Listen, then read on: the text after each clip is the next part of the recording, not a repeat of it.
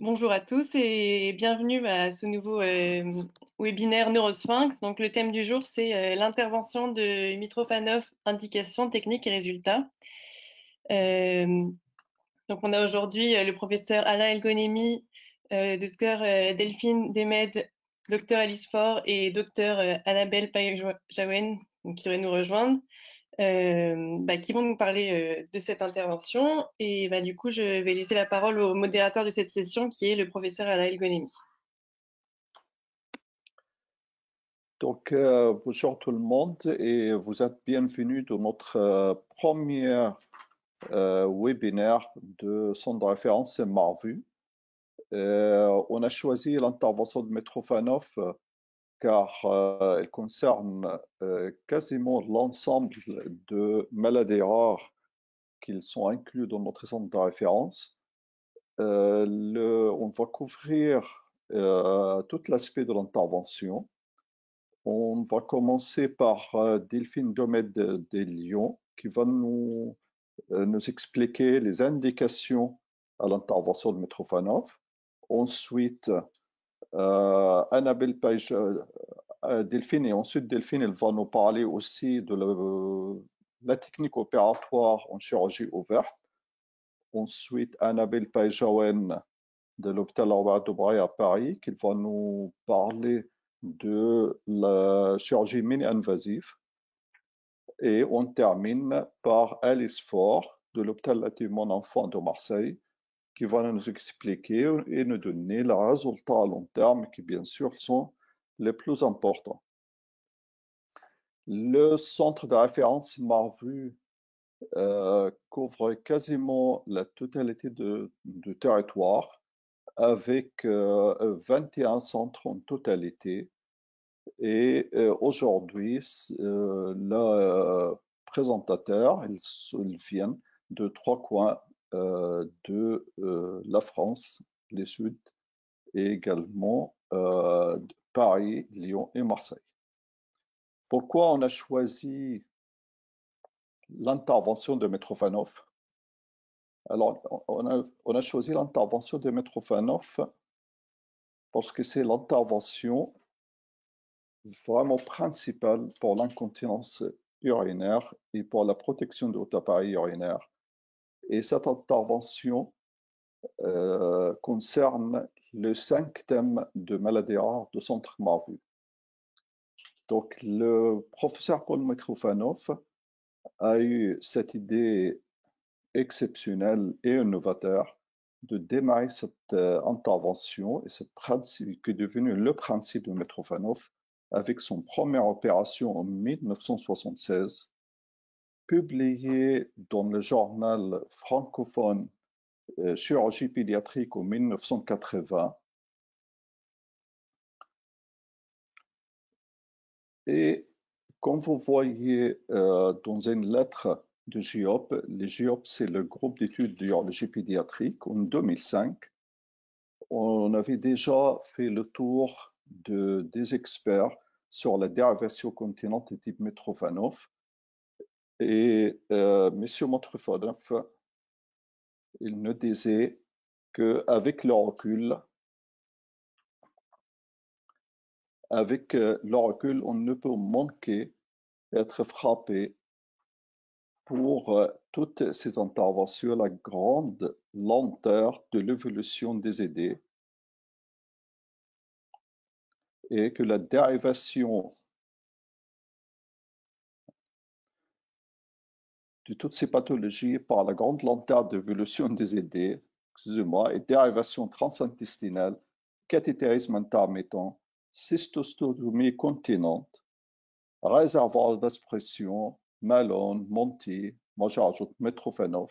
Il est donc tout à fait probable que d'autres progrès sont à venir qui n'attendent que des esprits imaginatifs pour voir le jour. Ça, c'était la parole de M. Mitrofanov en 2005. On attend encore ces esprits imaginatifs car depuis sa première intervention en 1976, publiée en 1980, on n'a pas encore d'autres solutions plus efficaces que l'intervention de Mitrofanov. C'est très intéressant de voir l'historique de publication. Comme vous le voyez ici,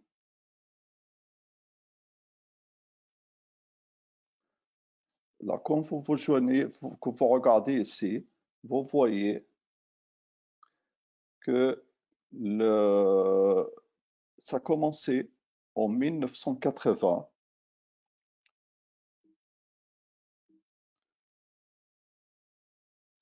par les publications en français par M. Mitrofanov. En 1982, c'était également une intervention, publication française par un ancien service où j'étais interne en 1982 par Weisgerber, encore un chirurgien français. Ensuite, 84 par M. Montfort. Ça, c'était la première publication en langue anglaise à European Urology sur l'intervention de Mitrofanov. Ensuite, ça a commencé à être un peu explosif par la publication de John Duckett en 1986 dans le journal de le Clinical Urology de North America. Ensuite, c'était le journal d'urologie, mais très très vite, l'intérêt est bien manifesté par les infirmières et de la publication dans le journal des infirmières en 1990 par le journal anglais Nurse. Et ensuite, après ces publications-là, on commençait à voir quelles sont les autres alternatives qu'on ne voit pas à la Vindis, donc l'urter depuis 86, ensuite le segment intestinal en 97, et après on a dit, bon, pourquoi pas la chirurgie mini-invasive, donc par laparoscopie en 97, et finalement la première robotique en 2004. Quand vous regardez cet historique, on trouve que 40 ans de durée de publication sur Internet est très, très significatif. Et c'est rare d'avoir une telle intervention avec, en 2020, encore plus de publications qu'au départ, avec 33 publications en 2020. Donc, c'est un grand plaisir qu'on démarre notre webinaire par l'intervention de Mitrofanov. Et je tiens à remercier la filière Neurosphinx et toute l'équipe de Neurosphinx pour l'aide très importante qu'ils nous apportent pour démarrer cet webinaire. On va, après la fin de présentation, on aura au moins 15 minutes de discussion. Donc, vous pouvez envoyer toutes vos questions. Mais avant tout, j'aimerais bien vous avoir l'honneur et le grand déplaisir que M. Mitrofanov nous donne. Et si elle peut nous dire bonjour parce qu'il est participant parmi ce webinaire. Merci beaucoup.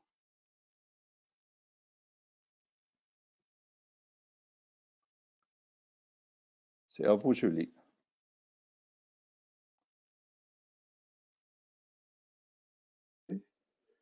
Oui, est-ce qu'on peut m'entendre? Oui. Très bien, parfaitement. Bon, on ne peut pas me voir, mais on peut m'entendre, c'est déjà ça. Écoutez, juste un mot pour dire que je suis très honoré que vous ayez choisi ce thème pour ce webinaire. Et très satisfait et très content de voir qu'on parle encore 45 ans après cette opération que j'ai faite pour la première fois en 1976. Effectivement, c'est un honneur pour moi.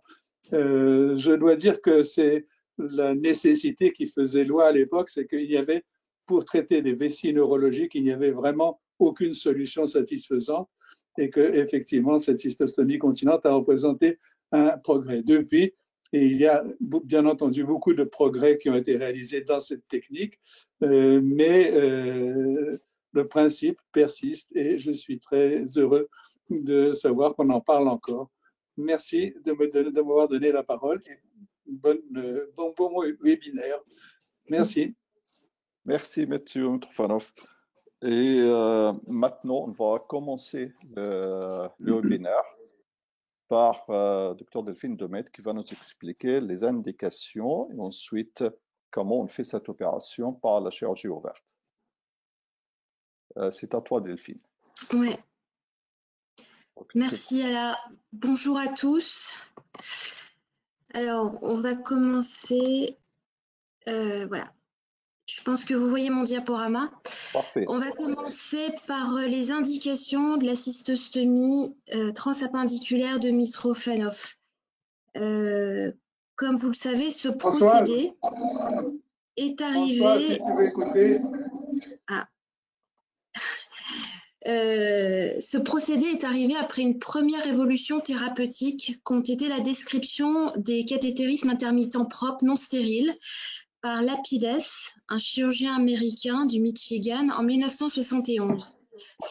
Et le principe de ce cathétérisme intermittent était de vider la vessie à basse pression, de vider cette vessie des résidus post-mictionnels pour éviter les infections urinaires et donc de protéger en cela le haut appareil urinaire. Ces cathétérismes permettaient le stockage de l'urine et donc amélioraient grandement la qualité de vie. Et donc cette deuxième révolution thérapeutique, comme on l'a vu tout à l'heure, a été la découverte de ce procédé ingénieux et extraordinaire par Paul Mitrofanov, qui décrit dans l'article en 1980 d'une cystostomie transappendiculaire continente et qui reste à l'heure actuelle la technique de référence. Cette cystostomie est une dérivation chirurgicale de la vessie à la peau qui permet d'éviter l'urètre et les voies naturelles. Elle a donc deux objectifs principaux: un accès facile au réservoir vésical, indolore, qui permet donc de faciliter la vidange vésicale, de permettre que celle-ci soit régulière, complète, avec une prévention des infections urinaires et une prévention de la détérioration du haut appareil urinaire. Et le deuxième objectif est d'obtenir la continence urinaire par des sondages réguliers. Ça apporte un confort social important et ça augmente la qualité de vie de ces enfants en permettant une vidange complète, autonome, aisée, par autosondage ou par hétérosondage, en essayant de diminuer les fuites urinaires. Alors, les indications de la cystostomie de Mitrofanov sont principalement quand les sondages intermittents par voie naturelle sont impossibles, pour des raisons d'abord locales, anatomiques, en raison de douleurs, de difficultés d'accès, dans certaines pathologies comme les valves de l'urètre postérieure, les malformations anorectales chez le petit garçon qui a un urètre normal et donc un urètre sensible, devant tout antécédent de chirurgie du col vésical ou dans certains cas de difficultés anatomiques d'accès de l'urètre comme le sinus urogénital ou l'hypospate féminin. Et puis, il peut y avoir également des causes générales où le sondage urétral est impossible et cela dépend de l'état général de l'enfant, de son autonomie, de ses capacités cognitives, de ses antécédents, de troubles moteurs, de patients en fauteuil roulant qui rendent le sondage urétral plus difficile, dans certains cas de refus psychologique de sondage par l'urètre, et puis cela est à prendre en compte dans son mode de vie et la motivation et la participation de son entourage.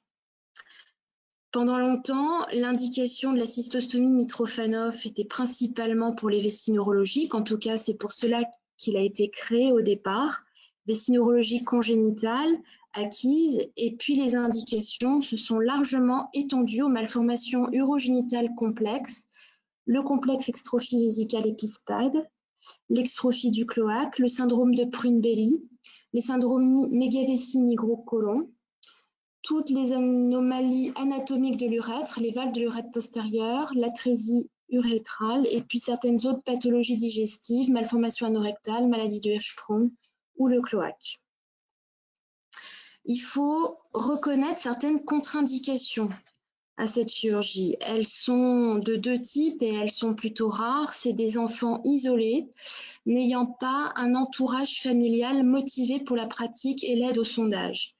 Et en cela, l'entretien préopératoire est essentiel et systématique souvent conduit par le chirurgien aidé de l'infirmière stomathérapeute, qui peut être facilité également par un entretien suivi avec un psychologue, afin de s'assurer de la bonne compréhension de l'intervention par l'enfant et sa famille, et donc de son acceptation. De ça dépendent grandement le succès de cette intervention et les résultats post-opératoires. Alors rapidement, avant d'aborder la technique chirurgicale par laparotomie, 2 mots sur le bilan préopératoire. On l'a vu, l'examen clinique complet de l'enfant afin d'évaluer son état physique, la motricité de ses membres supérieurs, la dextérité de ses membres supérieurs, pour évaluer sa capacité à réaliser les autosondages.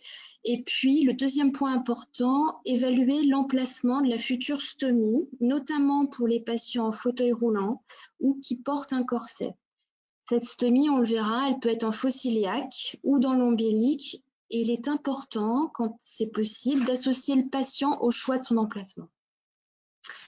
Et puis le deuxième point important, dans le bilan préopératoire, il faut évaluer le réservoir vésical dans sa totalité et décider s'il est nécessaire d'associer à la cystostomie un geste sur le réservoir vésical et ou les résistances cervico-urétrales par un bilan, une cartographie complète du bas appareil urinaire.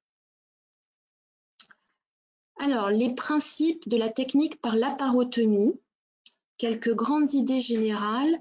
L'appendice, en effet, est le conduit idéal parce que, de par sa position anatomique, proche de la vessie, il a un diamètre idéal qui ne nécessite pas de modelage. C'est un tube assez solide, bien vascularisé, qui n'a pas besoin d'une mobilisation importante ni d'une tension excessive pour être anastomosé à la vessie dans le pelvis et qui évite surtout toute résection anastomose intestinale. La voie d'abord par laparotomie, c'est chez un patient décubitus dorsal. Il y a 2 types de voies d'abord, la laparotomie médiane sous-ombilicale ou l'incision suspubienne selon Pfannenstiel. S'ensuit un abord de la vessie, après avoir bien récliné tout le péritoine d'une dôme vésicale, une voie d'abord transpéritonéale pour aborder l'appendice. La vessie est ouverte ensuite sur sa paroi antérieure, l'incision remonte jusqu'au dôme vésical et on repère ensuite les uretères par des sondes urétérales Charia 5. Le deuxième temps important est le prélèvement de l'appendice. On essaie d'évaluer sa longueur, la longueur de son méso. On prélève bien sûr l'appendice sur son méso vasculaire. Quand il y a une légère traction, on peut être amené à libérer le cécum pour permettre une meilleure descente de l'appendice et de son méso à la vessie. On lie l'appendice à la base appendiculaire. On résèque chacune des extrémités de l'appendice pour les spatuler largement et on cathétérise le conduit appendiculaire au mieux par une sonde CH10 ou CH12. Il est important ensuite d'amener l'appendice à la vessie avec un trajet le plus rectiligne possible. Et il peut être quelquefois nécessaire de coaguler une petite branche de l'artère terminale céco-appendiculaire. Habituellement, l'extrémité cécale va à la peau et l'autre extrémité est implantée dans la vessie, mais certaines variantes anatomiques peuvent nécessiter une inversion d'anastomose de ces extrémités. Le deuxième temps important est l'anastomose de l'appendice dans la vessie. En cas d'agrandissement vésical associé, il faut toujours implanter l'appendice dans la vessie native par un tunnel sous-muqueux suffisamment long et large pour ne pas stranguler l'appendice et son méso, d'une longueur d'environ 2 à 3 cm pour éviter un reflux vésico-appendiculaire.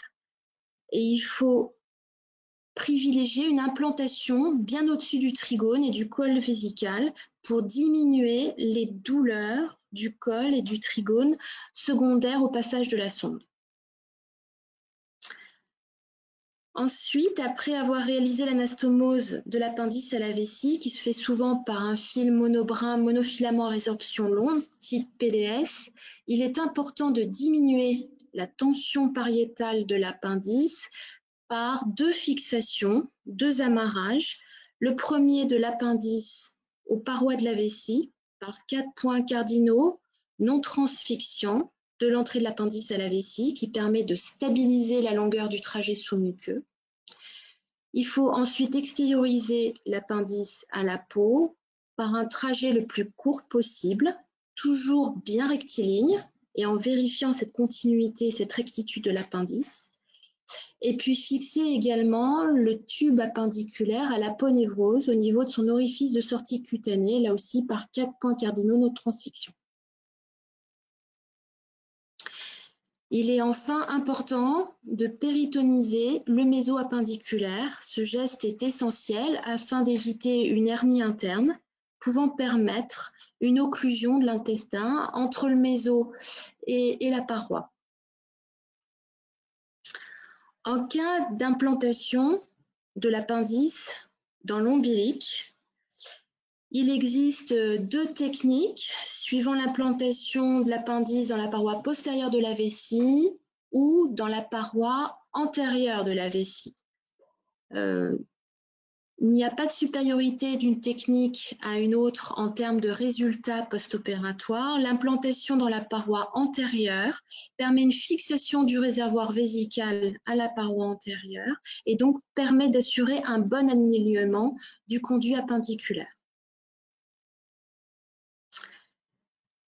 En cas d'absence de vessie native et d'anastomose de l'appendice dans le greffon intestinal, cette anastomose, elle demeure un challenge. L'anastomose de l'appendice dans la paroi intestinale peut se faire par un trajet séromusculeux, mais avec souvent un gros risque de reflux et ses conséquences. Et une technique est largement utilisée, décrite par Goneim et Abolenheim, qui, lors d'un agrandissement intestinal associé, on prélève un greffon intestinal et on le détubulise et on l'anastomose en W. On passe ensuite le conduit appendiculaire en arrière du premier jambage du W, qui est refermé en arrière de l'appendice sur toute sa hauteur et qui permet de créer un système anti-reflux séromuqueux. Et donc, ce système d'implantation est en effet assez séduisant en cas d'obligation d'anastomoser l'appendice dans le greffon intestinal. Donc, les principes importants, les grands temps, on l'a vu dans l'intervention par laparotomie, sont une mobilisation de la vessie, une mobilisation du cécum pour permettre surtout en cas de méso-appendiculaire court, une bonne anastomose de l'appendice dans la vessie, sans traction, de minimiser la longueur du conduit, on l'a vu dans la partie extravésicale, de bien spatuler le conduit appendiculaire à ses deux extrémités pour l'anastomose vésicale et cutanée, faire une spatulation assez large sur la peau pour éviter les phénomènes de sténose secondaire, sécuriser la vessie à l'aponévrose abdominale postérieure, et bien péritoniser le méso, et puis lors de l'intervention, cathétériser plusieurs fois le conduit appendiculaire afin de vérifier qu'il n'y ait pas de chicane et que le trajet soit toujours bien rectiligne. Quand l'appendice n'est pas disponible, la technique princeps de cystostomie de Mitrofanov utilise l'appendice, mais dans certains cas, le patient était appendicectomisé, ou l'appendice n'est pas disponible parce qu'il est trop court, parce que son méso est trop court. Quelle technique utiliser? Alors, il y a plusieurs techniques de remplacement qui ont été décrites. Les principales, l'utilisation de tubes iléo. Yang puis Monti ont décrit une technique qui permet d'obtenir un conduit cathétérisable d'environ 6 cm. La technique consiste à prélever un greffon iléal d'environ 3 cm. Il faut bien sûr prélever ce greffon à distance de la valvule iléocécale, au moins 30 cm de la valvule. On l'ouvre ensuite sur son bord antimésentérique. On le tubulise autour d'une sonde CH12, CH14. Et ça permet d'obtenir un tube d'environ 6 cm. Il y a également la technique du double Monti qui permet de prélever 2 greffons iléales de 3 cm chacun sur le même mésovasculaire. On les ouvre ensuite sur leur bord antimésentérique et puis on les anastomose l'un derrière l'autre pour constituer un seul tube autour d'une sonde CH12-CH14 et ça permet d'obtenir un tube d'environ 10 cm. On peut réaliser également les tubes de Monti avec du côlon, du sigmoïde. Et puis Casale a décrit une technique modifiée du tube de Monti qui consiste à un prélèvement d'un greffon iléal de 3,5 cm qui est ensuite ouvert sur son bord antimésentérique en son milieu sur à peu près 80% de sa hauteur qui permet de le détubuliser. Puis chacun des hémisegments est ouvert de part et d'autre près du méso, ce qui permet d'avoir un tube qui ne soit pas interrompu. Et ce lambeau est ensuite tubulisé autour d'une sonde et ça permet d'avoir un tube d'environ 12 à 14 cm. Et puis, autre dispositif qui peut être bien utile, c'est l'urtère.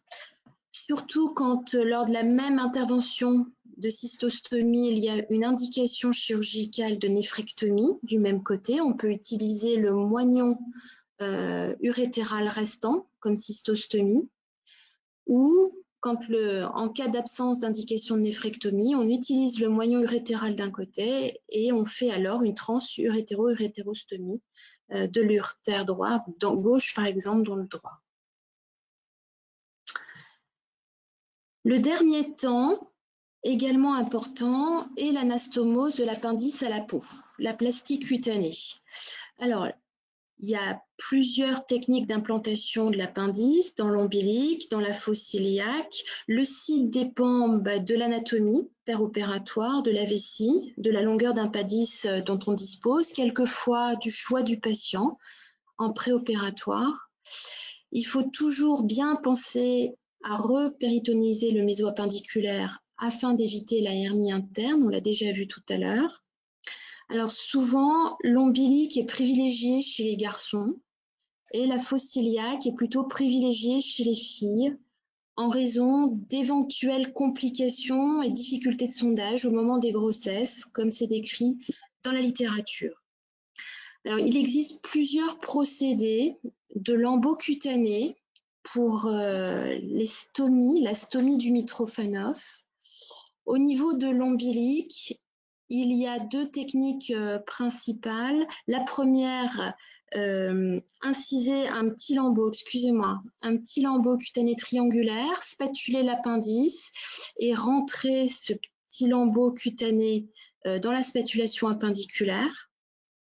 Ça permet dans tous les cas de bien protéger la muqueuse appendiculaire afin d'éviter tout frottement, toute irritation qui peut être elle-même source de polypes et de sténose. Un autre procédé est d'utiliser l'ombilique natif, de l'inciser dans le fond ombilical et de faire une anastomose de l'appendice, ce qui permet un tunnel cutané protégeant toute effraction de la muqueuse appendiculaire à la peau. Lorsque l'implantation se fait en fosse iliaque par l'anastomose cutanée, on l'a vu, l'implantation est affaire d'école. Il est quelquefois plutôt privilégié chez les filles en raison de difficultés de sondage lors de la grossesse. Là aussi, il existe plusieurs techniques de plastie cutanée décrites, la plus fréquemment utilisée étant celle décrite par Hansley, le VQZ. La première incision de lambeau doit être faite en direction du passage de la sonde. Il est important donc de réaliser le dessin au préalable du site de stomie en préopératoire avec l'infirmière stomathérapeute. Il y a ensuite un deuxième lambeau cutané rectangulaire au-dessus du premier lambeau qui permet de couvrir la stomie appendiculaire et de protéger toute effraction muqueuse. Et enfin, un troisième lambeau qui correspond au VQ, au Q du VQZ, qui permet ensuite de recouvrir ce conduit cutané. Et enfin, l'incision en Z à la fin pour diminuer la tension cutanée sur les sutures à la peau. Voilà une photo post-opératoire d'une stomie en fossiliaque droite par une plastie VQZ selon Ramsay.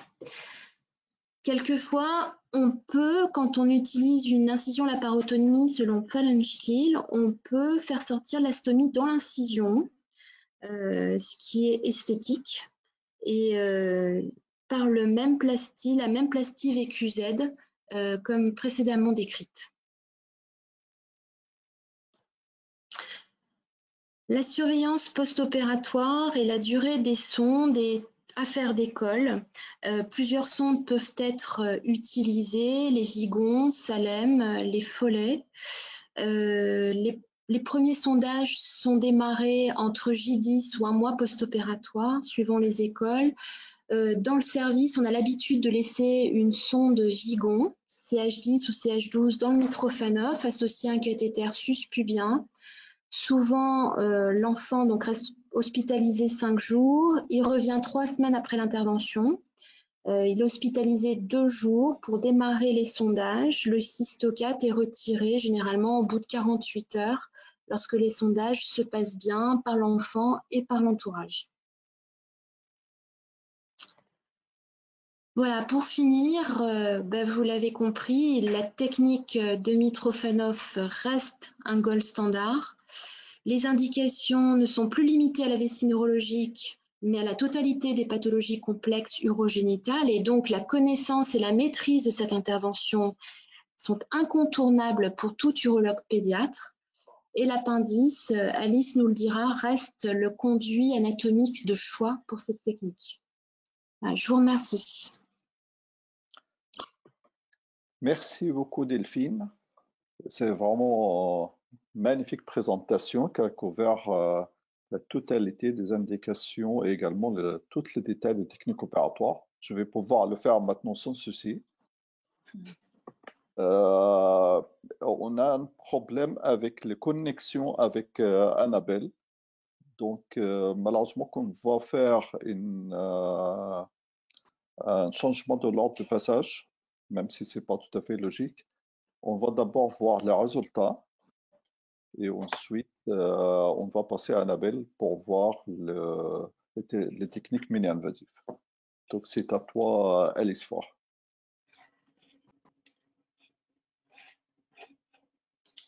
Donc, tu prends l'écran, oui.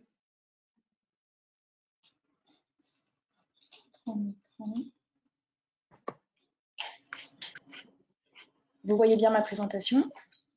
Alors, non, pas encore. Voilà, c'est bon, parfait. Super. Bonjour à tous et merci d'être aussi nombreux sur ce premier webinaire. Alors moi, je vais vous présenter les résultats et les complications de la procédure de Mitrofanoff.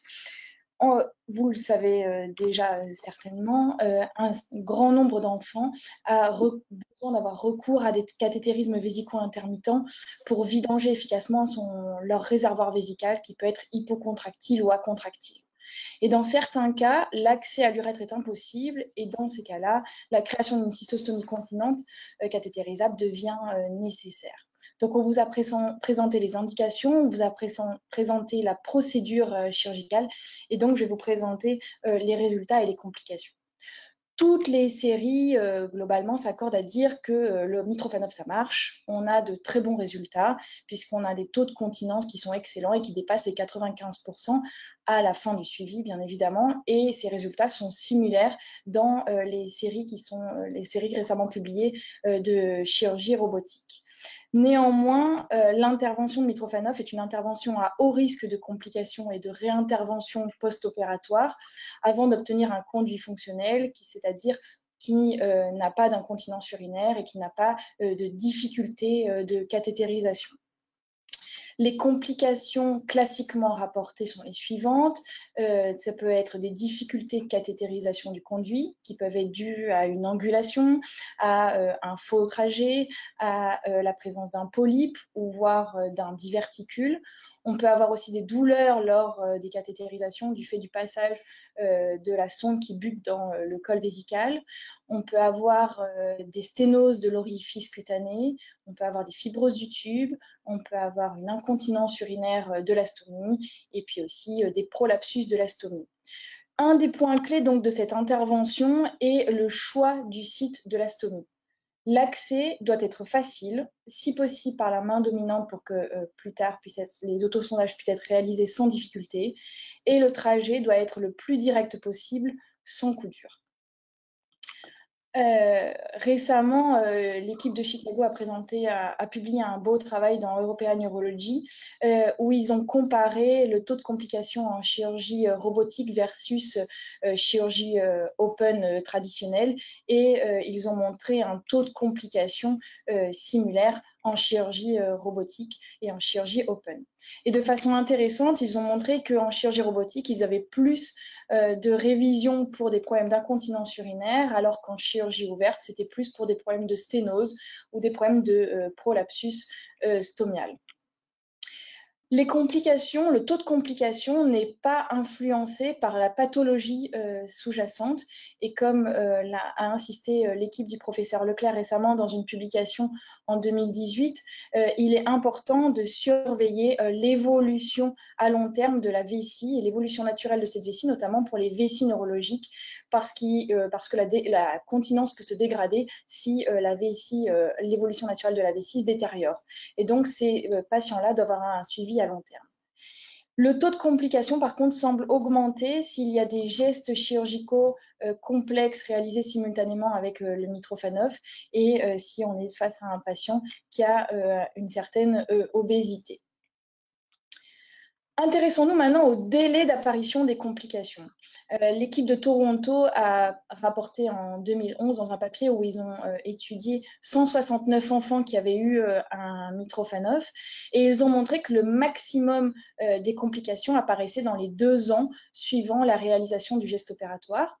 À la suite de cette période de complications, il y avait une période dite de lune de miel, sans complications, mais les séries à long terme, et comme les séries notamment du professeur Liard, ont montré que à long terme, et on voyait apparaître de nouvelles complications dans le temps.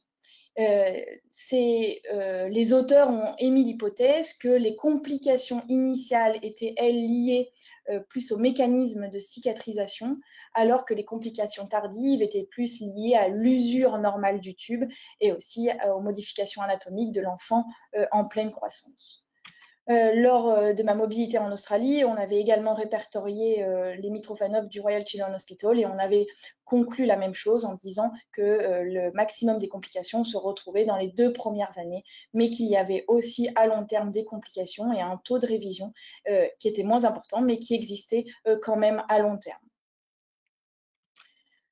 Alors, contrairement à ce qu'on croit, l'adolescence ne semble pas être une période plus à risque de complications et l'équipe d'Indianapolis, qui a une très belle série de 510 Mitrofanov réalisés, a montré que peu importe, quel que soit l'âge à laquelle le geste, l'intervention est réalisée ou quel que soit l'âge dans le suivi, il n'y avait pas plus de complications et ils n'ont pas pu identifier de groupes d'âge plus à risque de complications chez ces enfants-là. Alors, est-ce qu'il y a un impact du tube? Est-ce qu'il faut préférer le Monty ou le Mitrofanov? Eh bien, non, dans la littérature, il y a autant de complications, que ce soit pour les Mitrofanov ou pour les Monty, en termes de complications, que ce soit des problèmes de cathétérisation ou des problèmes de sténose. Et l'étude de Leslie a montré qu'en fait, il y a le même profil, la même chronologie d'apparition des complications, que ce soit un tube fait d'appendice ou d'intestin. À long terme, qu'est-ce que devient un Mitrofanov en cas de grossesse? Alors, les grossesses avec un Mitrofanov sont des grossesses qualifiées à haut risque, puisqu'elles ont un risque important d'infection urinaire fébrile, qui peut être associé à un risque de mort fœtale in utero ou de petit poids de naissance. Il y a un risque aussi de colique néphrétique important pendant la grossesse qui peut nécessiter une dérivation urinaire. Et il y a un risque d'environ 10% de difficulté de cathétérisation. Et quand on reprend les séries adultes, contrairement à ce qu'on croit, nous, chirurgiens pédiatres, en fait, il semble y avoir plus de difficultés de cathétérisation quand l'orifice est localisé en fosse iliaque droite. Il y a un papier très récent sorti par le GNULF, le groupe français d'urologie, de neurourologie, qui a étudié l'accouchement de 96 patientes suivies pour qui avaient eu une reconstruction du bas appareil urinaire pendant les 20 dernières années. Toutes ces patientes étaient au cathétérisme intermittent. Une grande partie avait un agrandissement associé. Et on s'est rendu compte dans cette série qu'il n'y avait pas de standardisation sur le mode d'accouchement. Ici, 61% des femmes ont une césarienne et 36% ont une voie basse.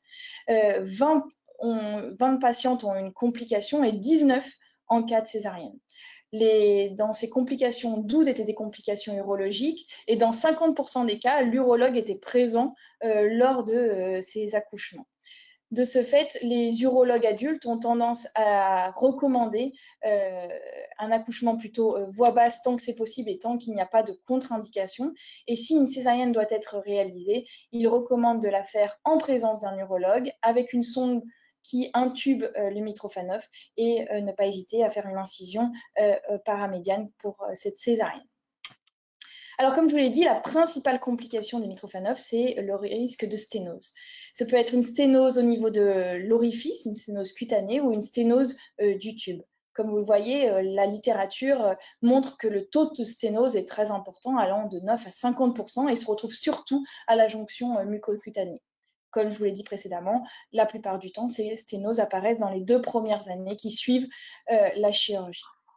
Il n'y a pas de différence en termes de taux de sténose entre un conduit d'appendice ou un Monti. Néanmoins, l'équipe d'Indianapolis, dans sa grande série de patients, a montré que les patients qui avaient eu un Monti avaient un risque plus important de chirurgie secondaire sous aponévrotique et donc de révision à long terme. Et donc, ils ont conclu qu'à long terme, le Monti avait 2 fois plus de chances de nécessiter une réintervention chirurgicale sous aponévrotique que l'appendice, laissant penser que l'appendice est le meilleur matériel pour la réalisation d'un Mitrofanoff. On a également vu dans la littérature que la localisation de la stomie, que ce soit au niveau ombilical ou fosse iliaque droite, n'influait pas le taux de sténose stomiale et il n'y avait pas non plus d'influence du lieu d'implantation du conduit dans la vessie, que la fixation soit antérieure ou que la fixation soit postérieure. L'équipe d'Indianapolis, dans une étude cette fois-ci multicentrique avec 675 patients, a montré que la configuration antérieure ou postérieure n'influençait pas le taux de sténose stomiale. Néanmoins, il recommandait en cas de fixation postérieure d'avoir un trajet extravésical le plus court possible pour éviter les ambulations et les difficultés de cathétérisation. Alors en cas de sténose, que faire ? S'il s'agit d'une sténose orificielle, donc sus-aponévrotique, on peut proposer de réaliser des dilatations qui peuvent se faire en consultation ou au bloc et qui sont souvent répétées. Et si ça ne suffit pas, on peut proposer un geste de révision chirurgicale. Alors par révision, qu'est-ce qu'on entend ? On entend une exérèse des tissus cicatriciels, on entend une reprise de spatulation du conduit, l'utilisation d'un flap, etc. Tout ça permet d'avoir un succès dans la majorité des cas. En cas de sténose du conduit sous aponévrotique, la situation est plus complexe. Certains ont décrit l'intérêt de dilatation endoscopique, mais en gros, la plupart du temps, ça nécessite une révision, voire carrément un remplacement du conduit. Alors, que faire pour éviter la survenue de sténose ? Bien sûr, comme l'a dit Delphine, on recommande l'utilisation d'un lambeau. Si c'est au niveau ombilical, l'utilisation d'un lambeau en V. Si c'est au niveau de la fosse iliaque droite, l'utilisation d'un VR ou d'un VQZ, selon les préférences de chacun. Il faut aussi s'assurer d'avoir une bonne vascularisation du greffon quand on le prélève. Il faut s'assurer de la régularité des sondages qui entretiennent la perméabilité du conduit. Et puis enfin, peut se discuter l'utilisation de bouchons ou eye stoppers. Alors, il n'y a pas d'études dans la littérature qui a été publiée. Néanmoins, ça semble assez séduisant pour essayer de prévenir le risque de sténose. La deuxième complication la plus fréquente, c'est le risque d'incontinence stomiale, qui est évalué à entre 5 et 30% dans la littérature. Et il n'y a pas d'influence du type de tube ni de la localisation de la stomie sur ce taux d'incontinence. Le bilan urodynamique est très important parce qu'il va vous permettre de dire est-ce que cette incontinence stomiale est due à un défaut dans mon montage anti-reflux ou est-ce que c'est dû à la persistance de haute pression dans mon réservoir vésical.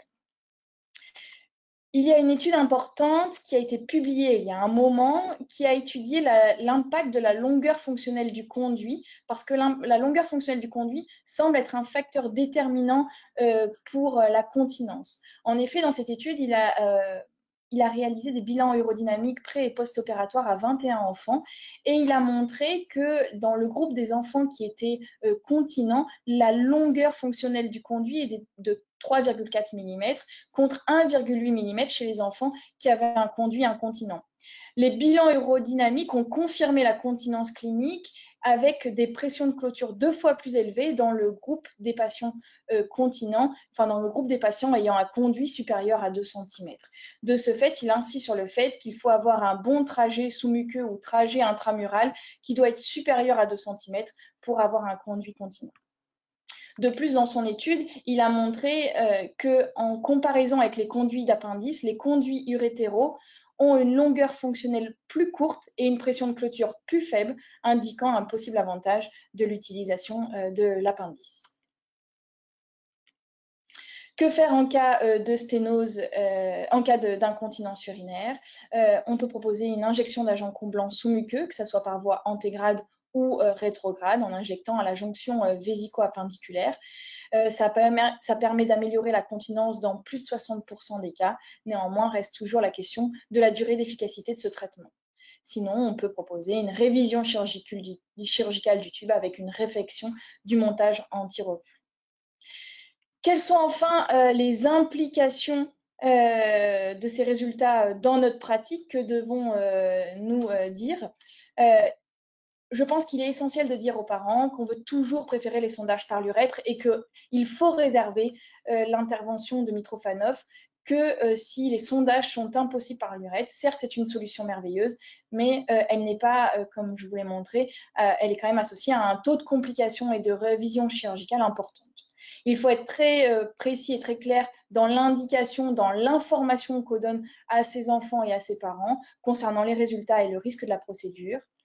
Il faut enfin bien sélectionner nos patients avec une évaluation préopératoire multidisciplinaire afin que le patient choisisse quel est le meilleur lieu selon lui pour sa stomie et pour évaluer le risque de complications qu'on pourrait avoir avec cette procédure. Je vous remercie et je suis à votre disposition si vous avez des questions.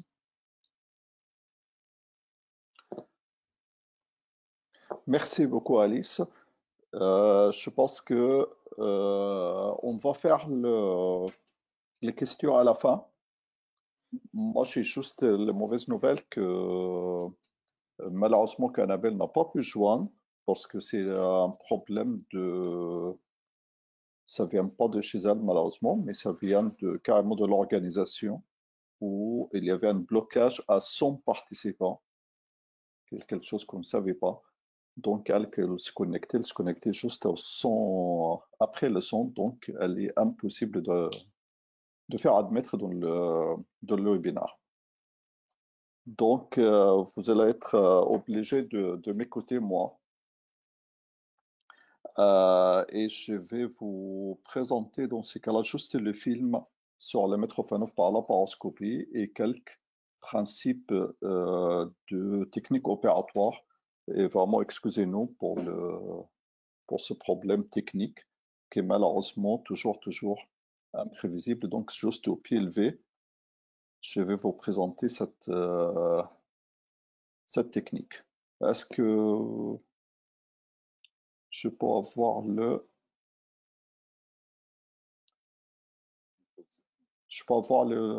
film? Oui. Est-ce que vous voyez le film?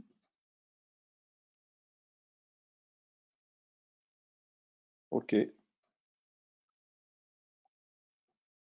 Voilà. Vous voyez les films ou non? Non. Oui.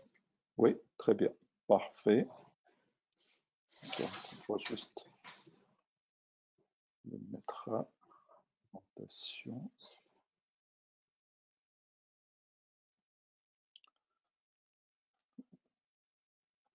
Alors, donc, le film, c'est. Donc, on fait. Ça, c'est les techniques opératoires par laparoscopie standard qu'on a initié à l'hôpital Robert Debré au début des années 2000. Et donc, c'est au départ, c'est notre habitude dans la chirurgie ouverte ou la chirurgie laparoscopique, on met toujours au maximum l'appendice au niveau de l'ombilic, avec un lambeau au fond de l'ombilic type VY. Donc là, on met 3 trocars, parfois c'est 4 trocars. De principe, on ne met pas l'optique dans le nombril pour éviter toute friction avec la peau et comme ça on garde bien les choses.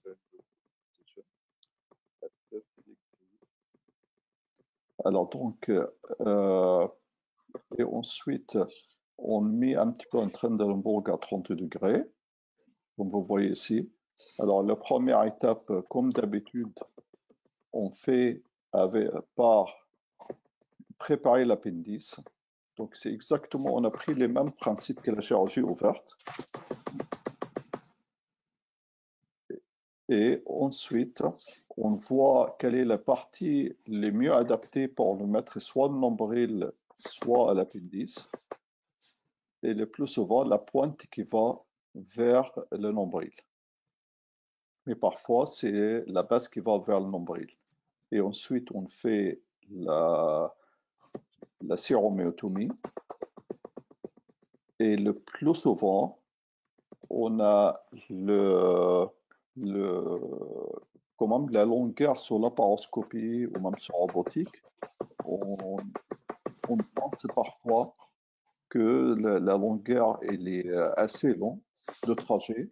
Donc avec l'expérience maintenant et qu'on a appris avec les fautes qu'on a fait au départ, on mesure toujours la longueur avec un fil de Vécril.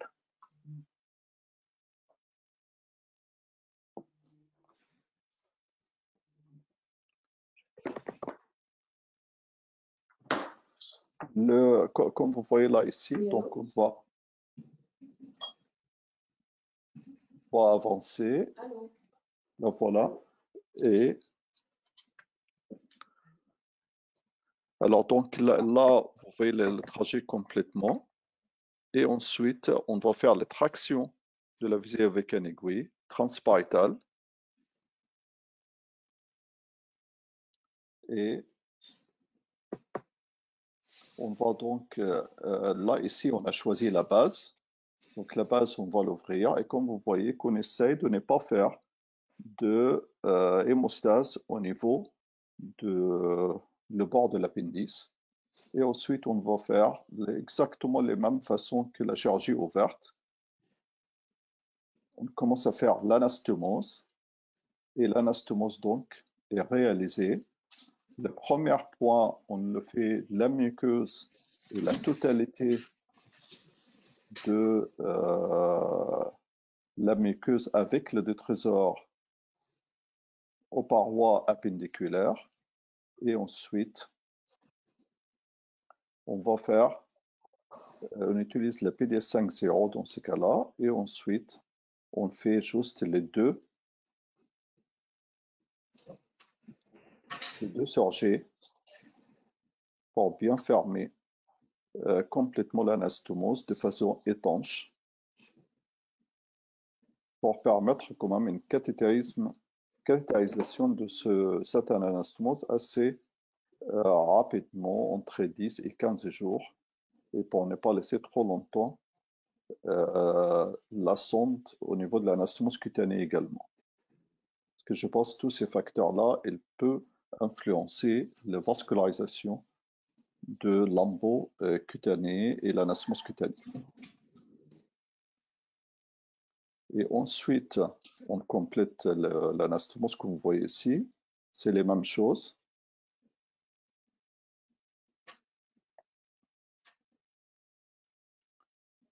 Et après, dès que l'anastomose est faite, il y a quelques points qui sont sensibles, c'est-à-dire qu'il faut bien passer le fil à travers les méso-appendiculaires dans ces cas-là ici, comme vous voyez,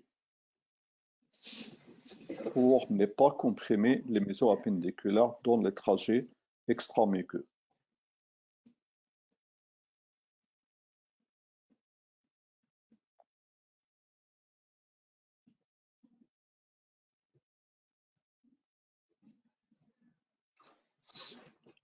Et cette longueur-là, bien sûr, ça dépend toujours des types de la vessie et aussi la longueur de l'appendice. Et c'est le facteur limitant pour l'efficacité de cette technique. Et comme on fait toujours avec le nombril, on essaye de fermer les hernies internes, comme vous voyez ici, éventuellement une hernie interne. Donc, toute fenêtre mésentérique, on prend les péritoines. Ici, on a des mésentères assez épais de l'appendice, on le suture ensemble. Et ensuite, on sort avec ce lambeau-là. Et ce sera la première fois qu'on part par l'orifice de nombril pour sortir l'appendice à l'extérieur. Et on enlève l'extra et toute la longueur extra, on enlève de l'appendice. Donc ça, c'est la technique standard. Et après, avec l'introduction de robotique, donc bien sûr qu'on a on a démarré cette intervention-là par robot directement parce qu'il nous a semblé qu'une des indications parfaitement adaptées aux chirurgies robotiques. Donc vous voyez, c'est quasiment les mêmes types de positions de trocar ici. Et avec les deux, ça c'est une opération où on l'a fait ensemble avec Annabelle pour un vessie neurologique et avec un agrandissement vésical. Comme la technique ouverte que nous avons montré Delphine, avec l'intestin en W, comme vous voyez ici. Donc, ce sera les techniques de Goneim. Et pour cette intervention-là, c'était un vessie neuro où on va faire entérocystoplastie et en même temps, on va mettre l'appendice entre ces deux jambes ici. Donc, on prend l'appendice. D'abord, l'intestin, on va faire exactement comme la chirurgie ouverte, et quelques coagulations pour marquer le trajet. Et ensuite, on va suturer ces deux parties de l'intestin à travers les méso-appendiculaires.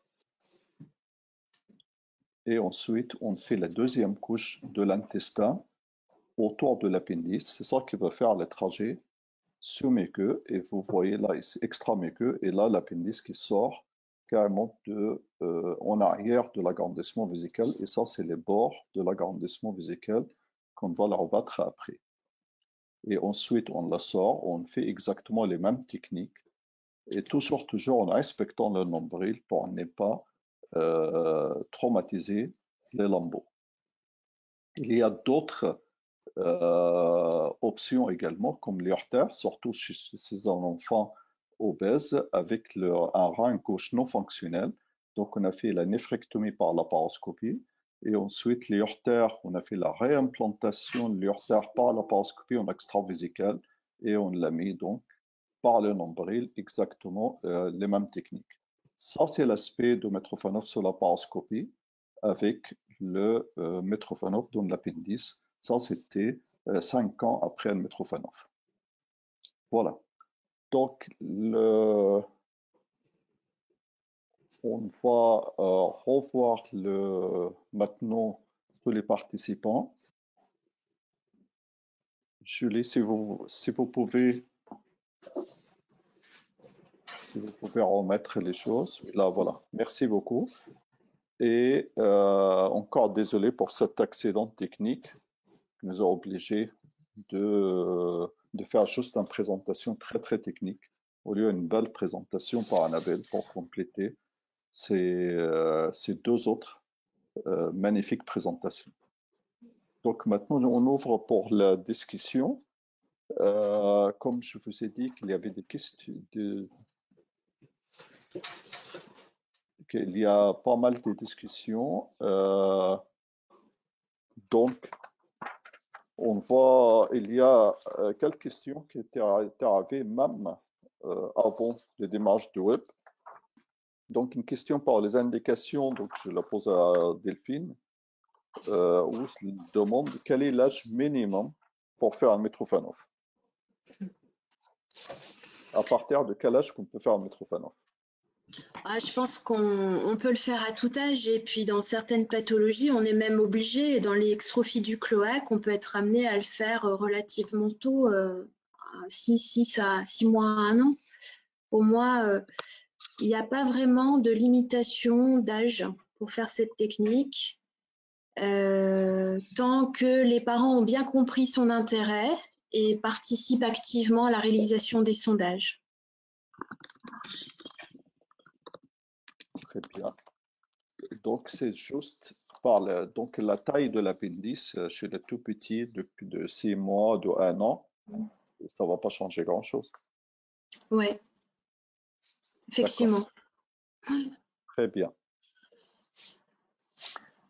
En attendant d'autres questions qui arrivent, donc ça c'était, alors si l'enfant il est sous traitement anticholinergique, c'est pour tous les deux, est-ce que possible de réaliser par exemple, est-ce qu'il faut garder les traitements anticholinergiques après l'intervention de Mitrofanov, et est-ce que c'est possible de faire de toxines après, de Botox? Alice, Delphine. Moi le chat. Tout va dépendre si le Mitrofanov est réalisé de façon isolée ou s'il est associé à une entérocystoplastie. Pour ma part, s'il est réalisé seul, sans entérocystoplastie, oui, je pense qu'il faut garder le traitement anticholinergique si sur le bilan urodynamique préopératoire, il y avait une hyperactivité vésicale détrusorienne évidente. Toujours bien documenter les choses avec, comme le disait Delphine, un bilan préopératoire bien complet. Et si donc il n'y a pas été réalisé les agrandissements, oui, on peut aussi associer de la toxine après la réalisation d'un Mitrofanov. Le traitement du réservoir est toujours essentiel. Très bien. Et elle commence à voir les questions. Donc, première question, c'était quelle est votre expérience avec les procédures robotiques? Pour nous, à Robert Debré, on a démarré le robot seulement depuis maintenant proche de 2 ans. Et on a fait jusqu'à maintenant 5 Mitrofanov seulement. Mais on trouve que c'est beaucoup plus facile que la chirurgie laparoscopique standard, juste pour au moins l'ergonomie pour le chirurgien. Certainement. Et aussi la possibilité de le faire même si associé à un agrandissement vésical. C'est possible aussi. Là, on a fait 2 enfants, une avec extrophie et une avec WC neurologique. Bien sûr, c'est une opération très longue, même trop, mais c'est tout à fait faisable.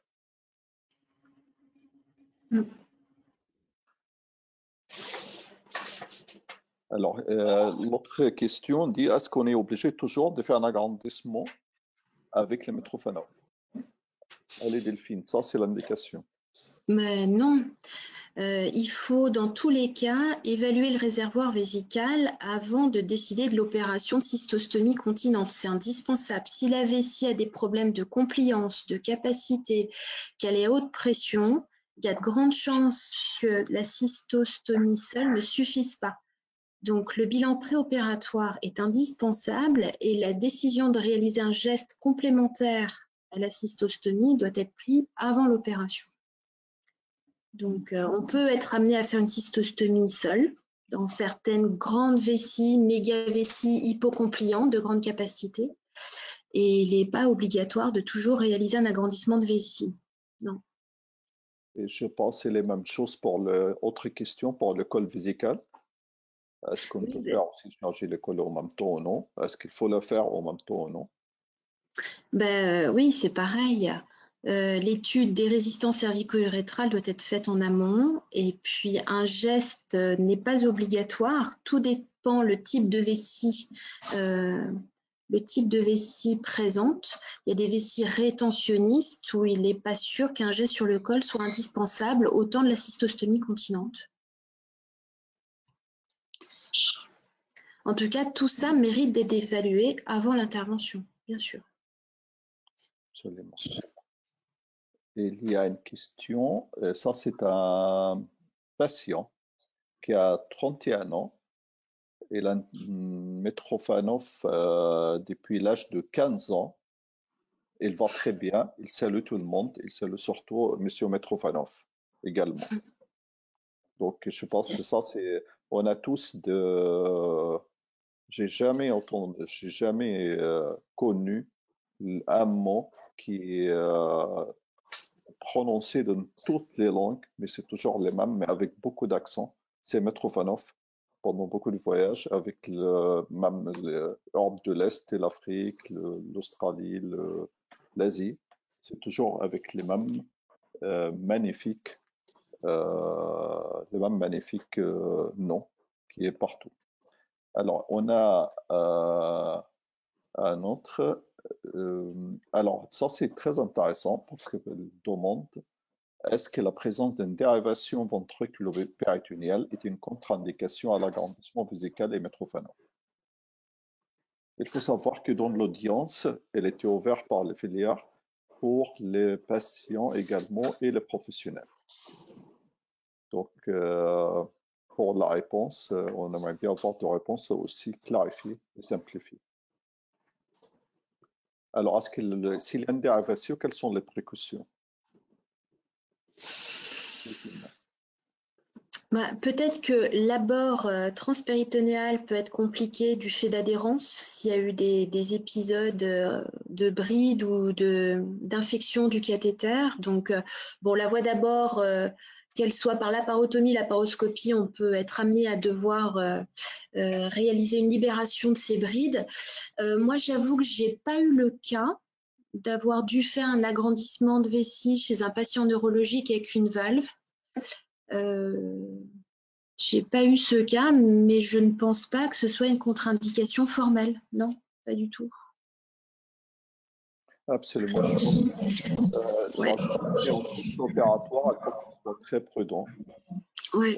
S'il a de la fièvre à l'enfant, ou comme ça, il faut être sûr qu'il n'y a pas d'infection par la dérivation transmise par l'ouverture de l'intestin. Il faut vraiment être vigilant en cas d'agrandissement vésical intestinal associé, des mesures d'asepsie rigoureuses au moment du prélèvement du greffon. Voilà. Absolument. Et est-ce que vous faites un CBE systématique avant l'opération? Oui, on a tendance à le faire. CBE préopératoire. Par contre, on ne fait pas de préparation digestive en cas d'agrandissement vésical programmé. Très bien. Si Alice, en Marseille, on a d'autres opinions, il faut le dire. Hein. Non, je suis d'accord. Moi, j'ai appris ma première Mitrofanov à Marseille, en chirurgie ouverte, il y a très très longtemps avec Monsieur Montfort et avec, bien sûr, mon maître et ami Jean-Michel Guise. Il faut savoir que c'est la deuxième publication ou la troisième publication sur le Mitrofanov, ça venait quand même de Marseille. Alors, j'ai quelqu'un qui demande deux questions. La première question, est-ce qu'on peut encore proposer une dérivation externe incontinente comme un breaker au lieu du cathétérisme intermittent si l'éclatérisme intermittent n'est pas compatible avec la vie professionnelle. Alors, c'est vrai que les urologues d'adultes font encore beaucoup de bricaires et que tous nos patients enfants qui ont été opérés souvent d'une reconstruction du bas appareil urinaire avec un agrandissement vésical, une cystostomie continente, nous chirurgiens pédiatres, on essaie toujours de reconstruire un bas appareil urinaire le plus normal possible, entre guillemets. Très souvent, nos urologues d'adultes, après toutes ces multiples interventions, quelquefois complications vues à l'âge adulte en termes de lithiase, de complications du Mitrofanov, souvent proposent quand même assez facilement un bricaire, toujours en accord et à la demande du patient. Ah, il y a une remarque que j'attendais que de l'équipe de Lyon, mais elle vient de sortir, de professeur Moricon, qu'ils disent remarque sur le sondage vertical de Mitrofanov par l'ombilic comparé au sondage latéral par le fossilac d'Arwat. Problème de lac de mucus au fond de la vessie. Le sondage vertical est probablement moins bon. Alors que, est-ce que vous, Alice, vous faites toujours ombilical ou fossilac d'Arwat? On ne fait pas toujours, mais on a tendance à préférer la voie ombilicale tant que possible. Et oui, en effet, c'est un des risques, un des problèmes, on le sait bien. Mais on a tendance à préférer l'ombilic. Y compris pour c'est ce que nous ont rapporté nos urologues adultes, de dire que on pensait que chez les filles, il valait mieux le faire en fossilac droite pour le risque de grossesse et de problèmes lors de la grossesse. Et nos urologues adultes ont tendance à nous dire non, finalement, on a plus de difficultés de cathétérisation chez les femmes enceintes quand il est en fossilac droite. Donc, tant qu'on peut, on essaye de mettre plutôt ombilical.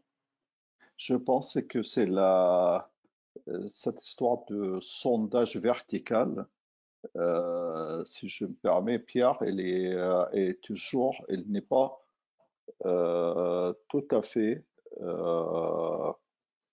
ça correspond pas de Mitrofanov par voie ombilicale, parce que la voie ombilicale, quand on le fait avec un trajet semi-queue dans la paroi postérieure de la vessie. Donc, toujours qu'on met la sonde, et la sonde elle descend dans le canal et directement sur les trigones. Donc, c'est quasiment les mêmes positions que la voie latérale. Les seules difficultés ou différences, c'est vrai, si on a un appendice court, très difficile de le mettre dans le nombril sans agrandissement vésical. Et si on le fait agrandissement vésical, on a la solution de le mettre dans l'intestin. Mais je pense que tout ça, c'est vraiment des habitudes et il n'y a pas d'évidence du tout dans la littérature qui dit lequel est mieux que l'autre. Il faut garder, je pense, les mêmes attitudes qu'on a. On maîtrise les mêmes techniques opératoires. Et je vous vraiment invite de lire la lettre de Giop, c'était en 2005, sur les différentes opinions sur les Mitrofanov, et c'était exactement la différence, c'était avec tous les grands experts, et parmi eux, bien sûr, professeur Moricon, Jean-Michel Guise, Corey du Canada et monsieur Mitrofanov qui a fait l'introduction de cette lettre. Je peux vous l'envoyer à votre demande.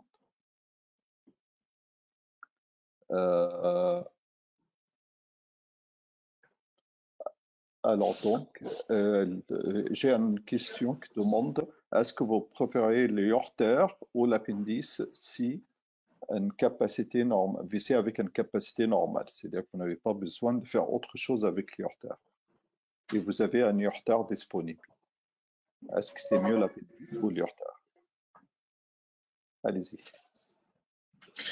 Si l'ureter n'est pas refluent, ça se discute, même si l'appendice c'est quand même un tube qui est plus solide, qui est plus rigide et qui je pense, est plus rectiligne, qui est plus facile à implanter de façon rectiligne.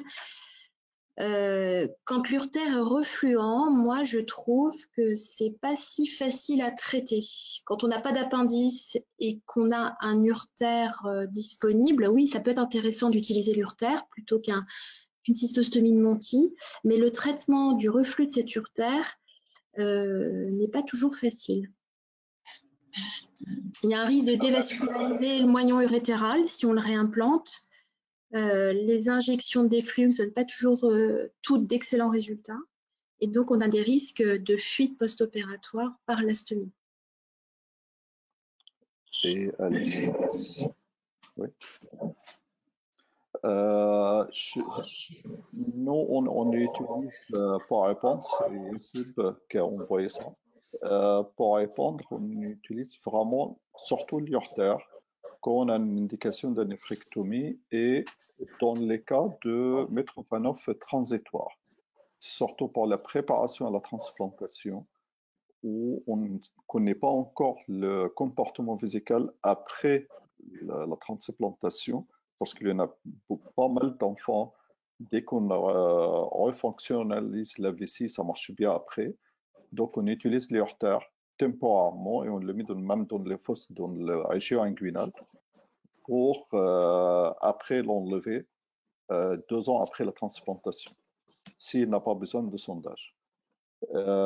Pour le reflux, on utilise le Lige Grégoire, même si c'est des refluents de gros calibres, parce qu'on le sert à mort, c'est-à-dire quelque chose qu'on ne fait jamais normalement dans les urtères normaux, c'est-à-dire si le rein est fonctionnel. Mais si on le met au Mitrofanov, les urtères, tout simplement, c'est un conduit de sondage, donc on le fait. Mais je suis tout à fait d'accord. Si les refluents et ça ne marche pas, l'anti-reflux, c'est vraiment problématique. Il y a beaucoup de questions encore, mais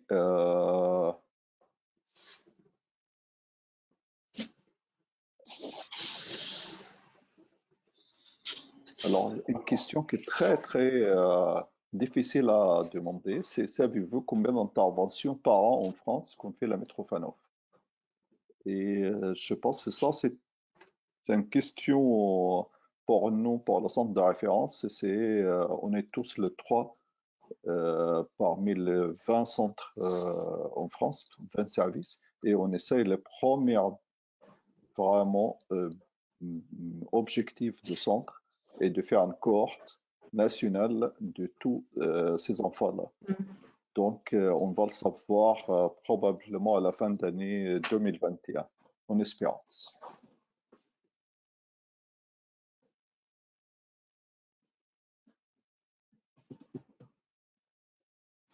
Alors, donc, c'est très intéressant.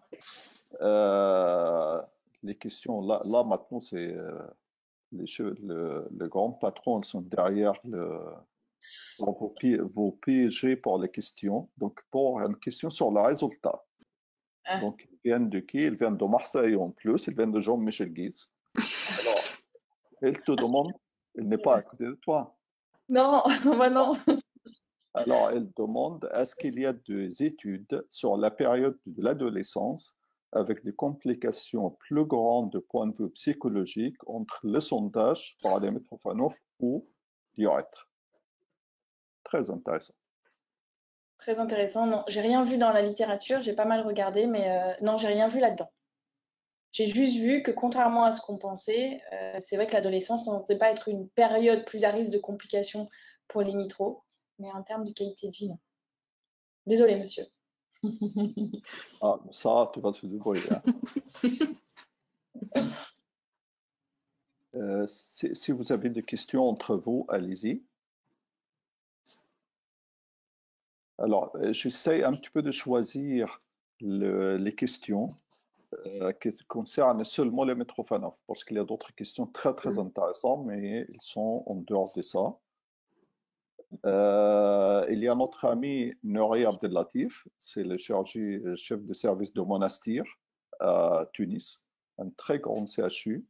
Il demande est-ce qu'il faut fixer la paroi vésicale à la paroi abdominale lors de la confection de Mitrofanov pour raccourcir le trajet de conduite, c'est-à-dire pour avoir un trajet direct. Est-ce qu'il faut fixer la vessie? Non, alors, pas. Si l'implantation de la stomie se fait en fosse iliaque droite, non, il n'y a pas d'indication. Le plus important est de fixer l'appendice, de l'amarrer à la ponévrose et à la vessie. pour maintenir sa tension. Et non, il n'y a pas vraiment d'indication à fixer la paroi vésicale, sauf en cas de stomie ombilicale avec une implantation de l'appendice dans la face antérieure de la vessie. Ça, c'est encore en Je fonction pense de si on fait une... vous êtes bien d'accord qu'il faut avoir un appendice très court, c'est-à-dire avoir un trajet très court pour qu'il soit bien tendu. Mm. C'est ça mais sans tirer le trajet, bien sûr, à l'extérieur, qui était la faute au départ de la chirurgie mini-invasive, où on tirait trop sur l'appendice. Et après, on défait complètement le trajet extraméculaire. Et j'ai une question des parents. Donc, les parents demandent, est-ce que vous avez une expérience, par exemple, là, elles parlent de leur fille, qu'elle refuse le sondage intermittent par l'urètre. Donc, on lui a proposé de faire par les Mitrofanov. Est-ce que c'est sûr qu'elle va accepter le sondage par les Mitrofanov? Je pense que c'est une question très difficile qui nous... C'est un vrai problème. Si vous avez expérience. Bah, ça dépend l'âge de cet enfant. C'est sûr que c'est mieux de l'anticiper avant, surtout si l'enfant est petit. Enfin, chez l'enfant très petit, souvent le sondage est facilement réalisable par la maman, mais il y a une période intermédiaire où c'est vrai que le sondage n'est pas accepté, y compris par le Mitrofanov. Et ça peut être d'une grande aide de montrer ces familles et cet enfant à un psychologue et d'en discuter bien avant, en amont, avant l'intervention, parce que les résultats en dépendent. Hein. Le résultat et la réussite de cette chirurgie dépendent de l'acceptation des sondages. Et je pense que c'est ça. Vas-y, Alice. Je dis que l'enfant ait bien compris l'intervention, qu'on lui ait bien montré. On a même des infirmières, enfin nous on a une infirmière éducatrice qui leur montre, qui a une petite ceinture, qui montre comment ça va se passer, comment vont se réaliser les sondages, que l'enfant ait compris, qu'elle essaye le geste, voilà, qu'on lui montre des photos, qu'on lui montre des... Enfin, je pense que c'est important que pour accepter l'intervention et après derrière les sondages, qu'elle soit bien au courant de tout ça. Je pense que ça renforce l'idée qui a déjà été expliquée par Delphine au départ, c'est la préparation avec un psychologue avant pour être sûr avec le psychologue qu'il va accepter ce type de sondage. Parce que parfois, quand même, l'image corporelle est importante chez les enfants. Parfois, le nombril est très important également, qu'il faut la démystifier par l'enfant. Il y a, parce que ça, c'était une des questions également pour ça. Et j'ai une question. Et nous, on fait quasiment systématiquement maintenant, pour répondre à ses parents également, c'est qu'on appelle l'école des Mitrofanov ou le sondage. Donc, on amène des enfants, on appelle les jeunes professeurs, on appelle carrément le professeur quand on arrive à la consultation. C'est des volontaires qui ont des Mitrofanov, qu'ils se sentent de eux-mêmes par l'autosondage ou par l'hétérosondage, donc ils viennent, ils restent toute la journée avec les enfants candidats à Mitrofanov. On a trouvé que ça, vraiment, ça démystifie largement l'opération. Génial, ouais. Ouais. Il y a une question qui est très technique. Qu'est-ce que vous en pensez de la Mitrofanov pérenniale? Vous savez qu'il y a des publications très anciennes par Ricardo González qu'elle mettait l'appendice à la place de l'urètre chez la fille pour avoir un sondage orthotypique. Que pensez-vous? L'intérêt, en fait, c'était que ça ne se voit pas, c'était surtout esthétique. Bon, j'avoue, moi, j'ai aucune expérience là-dessus, donc. Moi non plus. Pour discuter un petit peu avec lui, c'était le plus souvent, c'était pour avoir un drainage déclive. Ah oui. Un drainage déclive, mais le plus souvent, les indications de ce type d'intervention, chez des enfants qui refusent déjà qu'on approche les périnées. Ouais. Donc, elles ont des difficultés de ça ou multi-opérés de périnée. Donc, ça rajoute quand même une complication. Je ne pense pas qu'il y a beaucoup d'équipes actuellement que trouvent pas. Voilà, je pense qu'on a fait le tour. On ne peut pas continuer encore parce qu'il faut respecter le nombre. Alors donc, alors est-ce que c'est quand même une question des parents, on ne peut pas vraiment leur dire plus tard, ça c'est sûr. Il y a une question des parents qui ont un enfant ici, une chaise roulante, vessie neurologique valvée, et quelle est la décision à prendre pour les faire accepter cette intervention ou pas? Est-ce qu'il faut vraiment, c'est-à-dire est-ce qu'il faut le faire, comment on peut l'expliquer que c'est mieux, par exemple, de faire le Mitrofanov ou qu'est-ce que vous en pensez pour un WC neurologique chez un enfant qui est sur un fauteuil roulant, donc il a certainement de difficultés de déplacement pour être autonome. Est-ce que vous proposez directement le Mitrofanov ou non? Est-ce que vous faites quand même des tentatives de sondage intermittent d'abord par l'urètre ou non?